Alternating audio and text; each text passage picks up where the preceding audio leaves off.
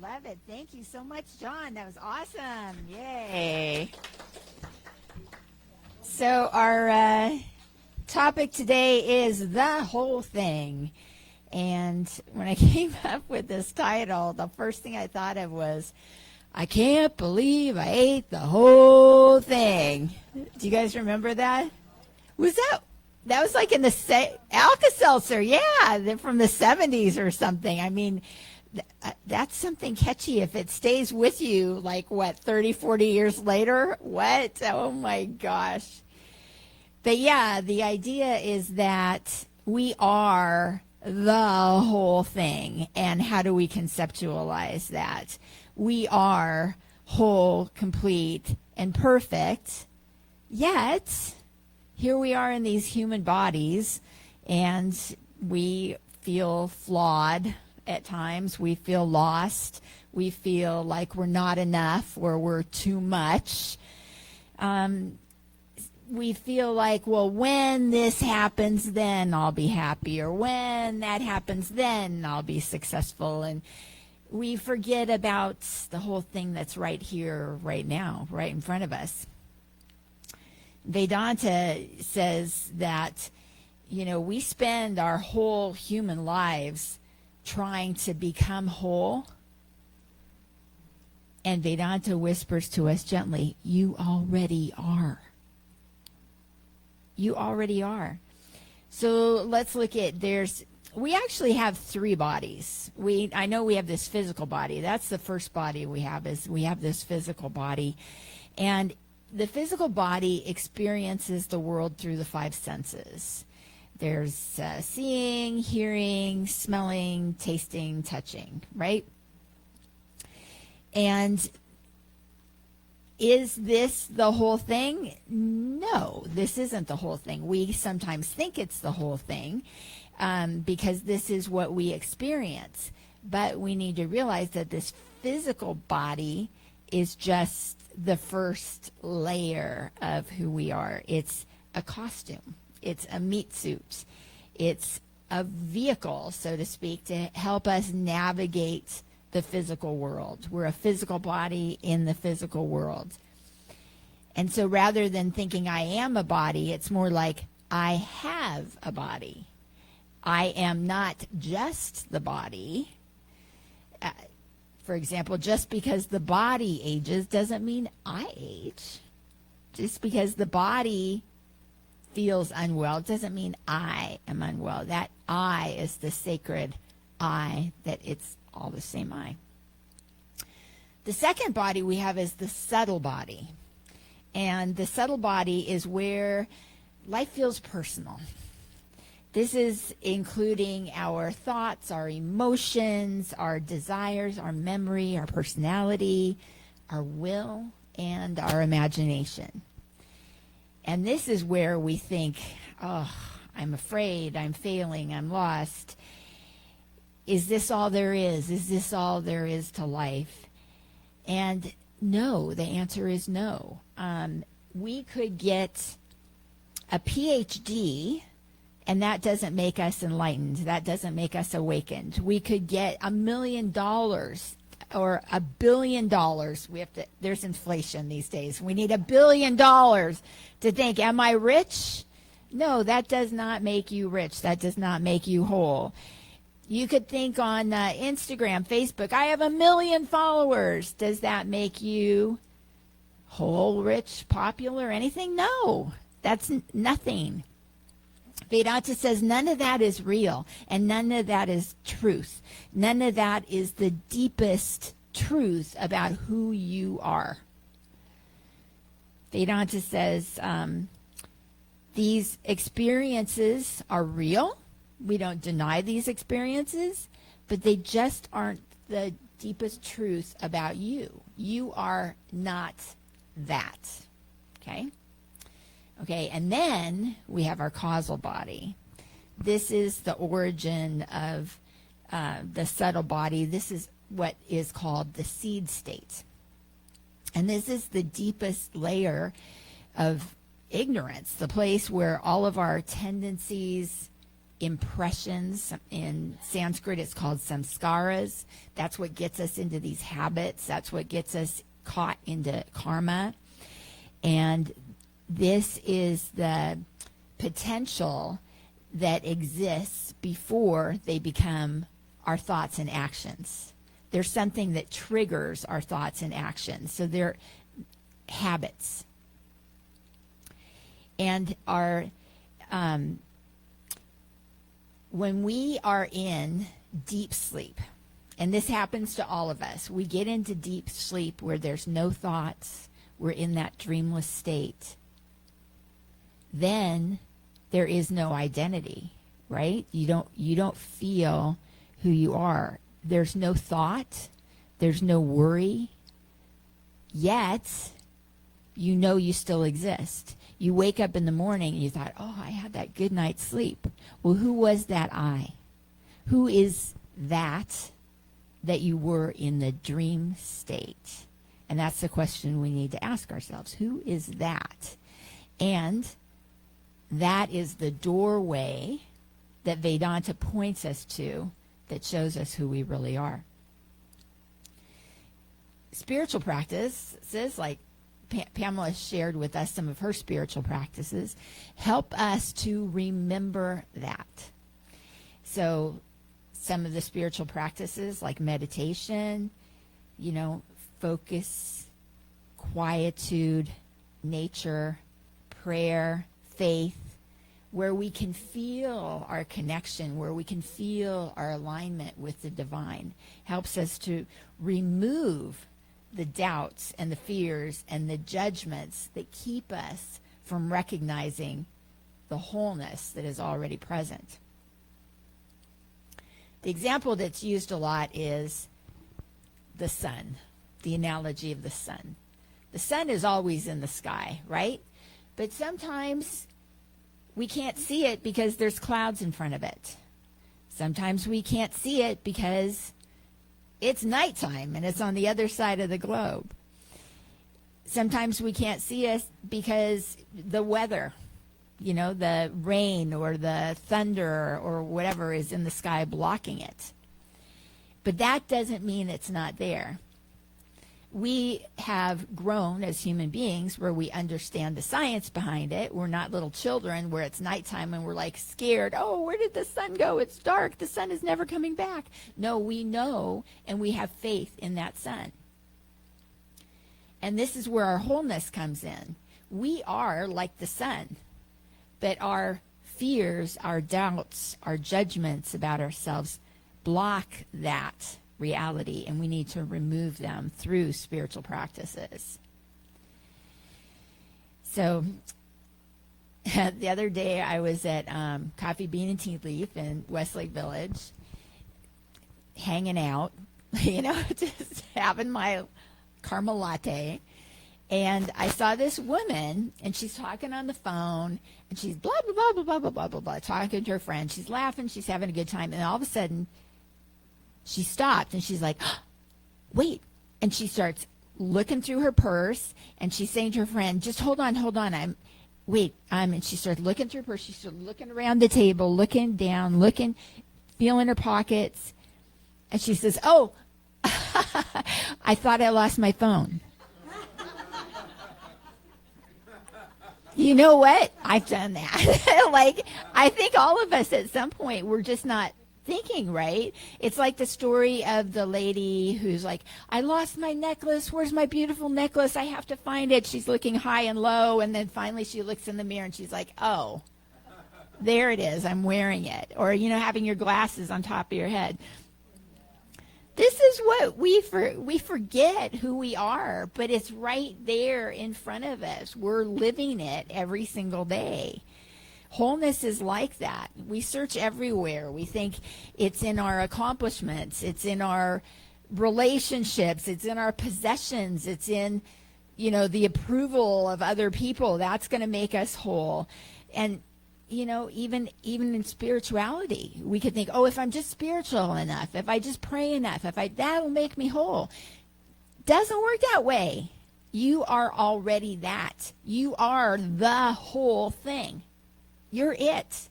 This is it. There's nothing you need to find. There's a Sufi story I just heard recently. This is really beautiful. It's called The Moth and the Flies. So there was a kingdom where the moth was the king, and there were moths and flies in the whole kingdom. And the flies thought, you know what? Why are we called flies? We have wings. We're just like the moths. There's nothing different about us. I'm going to go to the king, and I'm going to appeal to him and say we should all just be called moths. So he went to the moth king, and he says, oh, well, you know, you make a good case for yourself. Let's just see. It's to be decided. Do you know the difference between moths and flies? There is no difference. There is no difference. We all have wings. We all fly. There's no difference. He said the difference is the moths are looking for the light. And the fly said, oh, we can do that. We can go look for the light. And he says, okay, then why don't you go look for the light, and then, you know, we'll see. We'll see. It's to be decided. So the flies are like, okay, we're going out there. We're going looking for the light. And they looked everywhere. They looked all over the town, all over. And they're like, this is too easy. This is just too easy. And they came, after a long day of looking for the light, they came back to the Moth King. And the Moth King says, oh, okay, so what are you doing here? And they said, well, you told us to go look for the light. We looked for light. And he's like, did you find it? Yeah, we found it everywhere. We found it everywhere, in the stores, in the streets, in the park, in the lamps. We saw the light everywhere. And the Moth King said, well, then why did you come back? Do you notice that the moths didn't come back? And the fly looks at him like, what are you talking about?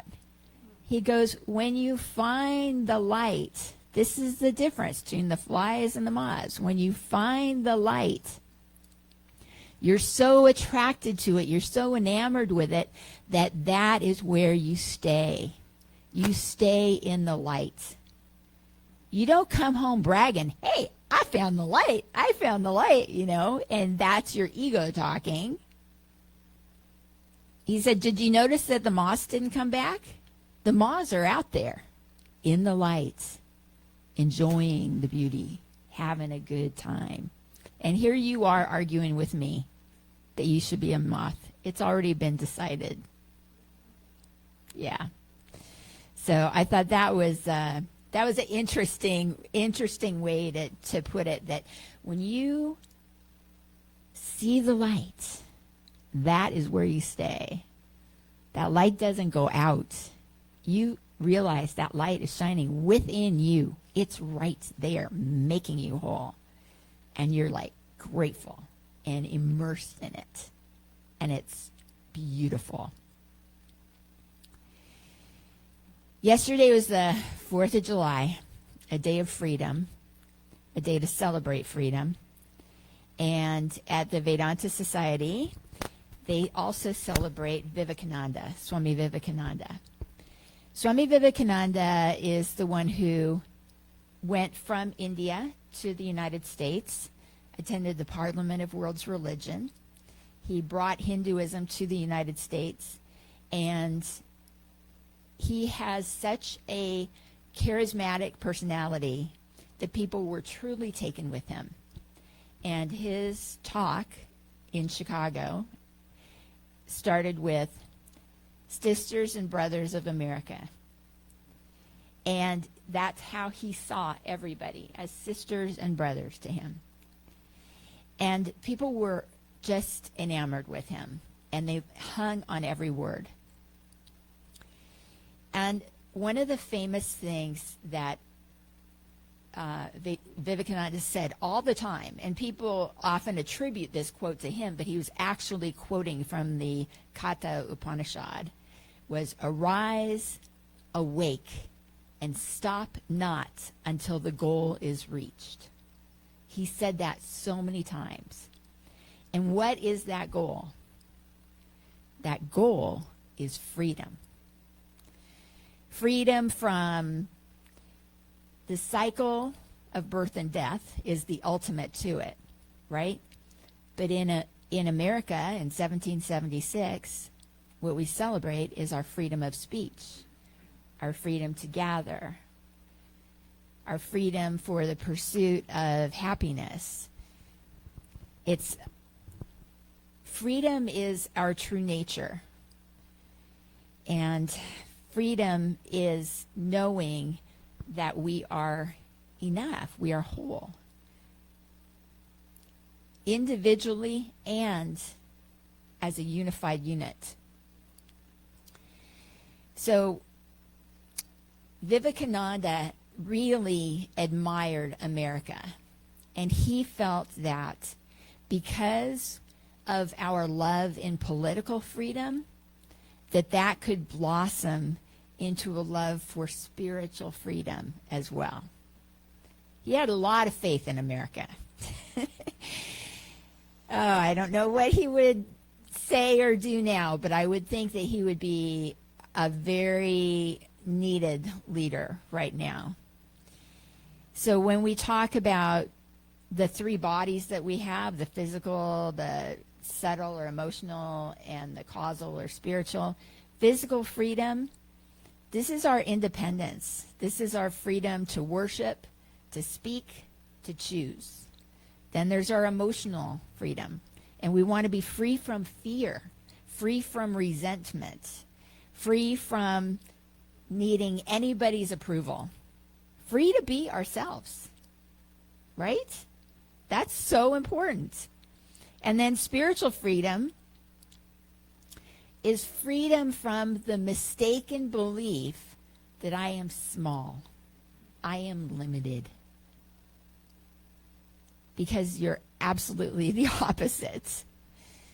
Freedom from the belief that I'm not enough or I'm too much. You're just the right amount.